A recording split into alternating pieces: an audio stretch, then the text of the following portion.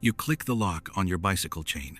The city air is cold, and you can't help but sigh with relief. You hand the delivery bag to the doorman. He thanks you for the late-night hustle, hands you a small tip, and retreats back into the marble lobby. You step out into the quiet street. It's been a long shift, 12 hours on your pedals. A tire screeches against the asphalt. You look up. A black sedan stops at the curb. It's sleek, silent, tinted dark. No one steps out to ask for directions. A man emerges from the back seat. He's tailored, calm, cold-eyed. He isn't holding a delivery app. He's holding a folder. He gestures toward the car, a silent command that feels like a physical weight. You wave him away, and you point to the bus stop down the street. It's only 2 blocks away. You have your own life. You're just a student. You have classes tomorrow and bills to pay. The man shakes his head. He pulls a heavy gold coin from his pocket, and he taps it against the roof of the car. You hesitate for a second. 2 more men appear behind you, and suddenly your quiet night is in chaos. Hands on your shoulders, a firm grip, and silence. The kind of silence that only comes from power. They usher you inside while you try to protest. The door thuds shut. You tell them you deliver food. You study history. You fix broken laptops and wait tables. You don't belong here. You've never been here. The billionaire doesn't care. Listen, that's all he says. But you understand everything those words mean. Listen or disappear. You look at the leather seats. Then you look at the monitors. You don't have high-end stocks. You don't have offshore accounts. You don't have the connections for this, but you have to sit still. You see a contract meant for a merger. It's large enough to collapse a small nation's economy in 30 seconds. You do the math in your head, calculating the risk for a man you don't know. You pray you don't miss a digit. The billionaire watches the whole time. He doesn't speak, he doesn't move, he just watches. When you close the folder, he steps forward. He reaches into his jacket and pulls out a thin card, then tosses it onto your lap. Keep your mouth shut, he says. Pay off your life. The car stops back at your bike. They don't help you out.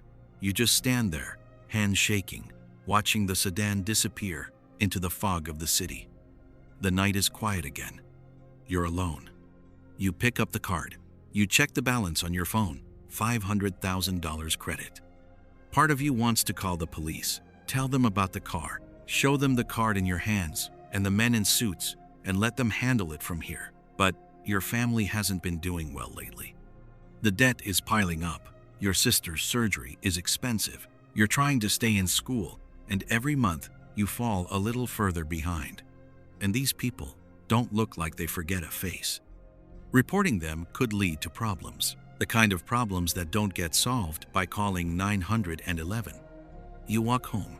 You hide the card in the back of your drawer behind the old photos nobody ever looks at. You tell yourself it's a one-time thing. 3 nights later, your phone rings. It's 2 inches the morning. The kid with the sharp eyes. I heard you see what others miss. You don't say anything. You barely breathe. I have another contract. Same situation as before. Triple the fee. You should hang up. You should call the cops right now. But you think about your mother again. You think about the eviction notice sitting on your kitchen table with the red final warning stamp. You give them your location. The second job is a merger. It's complex. You find the tax trap. You solve it. 47 pages of legalese in a neat, logical summary. When you're done, the assistant hands you a briefcase. You don't count it until they leave. $1 million. You start waiting for the black sedan on Tuesdays and Thursdays. Word spreads in those elite circles. You don't know how, and you don't ask, but it does. A CEO with a failing tech giant. A politician with a secret fund. They all pay in wire transfers. They all use the back entrance. They all know better than to ask your name, and you know better than to ask theirs. But here's the thing that lets you sleep at night.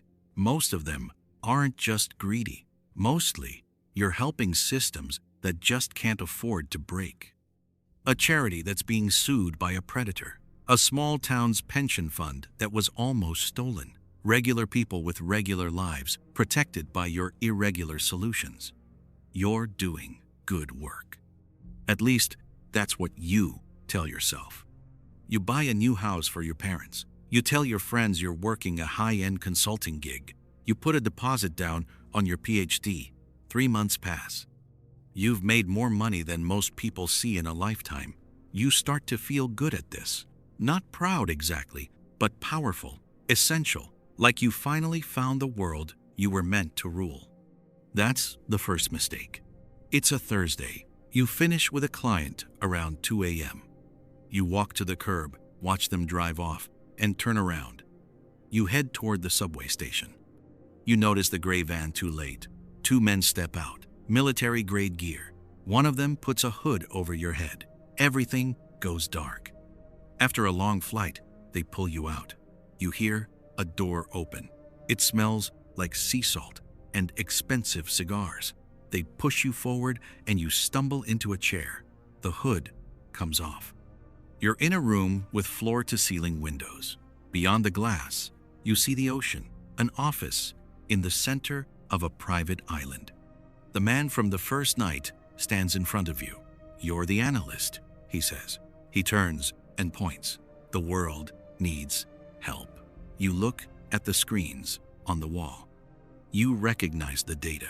Everyone on the planet would. It's the global energy grid, the flow of every currency, the man who owns the satellites, the man who owns the banks, the billionaire. You shake your head. You tell them you can't do this. You explain that you analyze contracts and find tax errors. But this is global collapse. The man doesn't blink. You've fixed empires in the last 3 months, he says. You did that with a laptop and coffee. This is just one more system. You tell him he needs a government, a committee. Governments ask questions. He says, we don't like questions. A guard steps forward, his hand resting on a silenced rifle. Systems are systems. Now begin.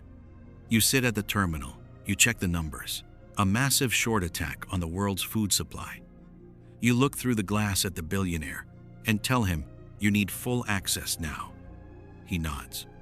Your hand hovers over the keyboard and you hesitate. This man has bought governments. You could crash his accounts right here. Call it a server error. Nobody could prove otherwise. But then you think about your mother, her new garden, her safety. You begin. The next 6 hours disappear. Your eyes burn, your back is stiff, but your logic is sharp. Sharper than it's ever been. You execute the final trade. The market is stabilized. The billionaire enters the room. Better than I expected. You close the laptop. You tell him you're finished. You ask for a flight home. You want to see your family. You want to forget this island ever existed. The billionaire doesn't move. Soon, he says. He presses a button on the desk. The windows darken. The door is locked. The billionaire looks at you. He smiles. You saved the economy, he whispers. You tell him you did what he asked. Now you need your life back. He shakes his head. A mind like yours, a wasted on tuition and rent. He points to a door in the back. A suite, a chef, a library of every secret ever kept. I've been looking for a ghost like you, calm under pressure, invisible to the world. You tell him no. You tell him you have a graduation, a future. You'll have an estate, he says. Private jet, every luxury. Your family will be told you're a high-level diplomat. They won't even notice you've moved. You move toward the door. You press your hands against the glass. It's cold. Nobody comes. The intercom fills the room. Get some rest. We have the central bank tomorrow. You look at the bed. You look at the locked door. You look at the man you just saved. You thought you were making a choice. You thought you were in control. You were wrong. You spent your whole life trying to buy freedom. Now you've become the property.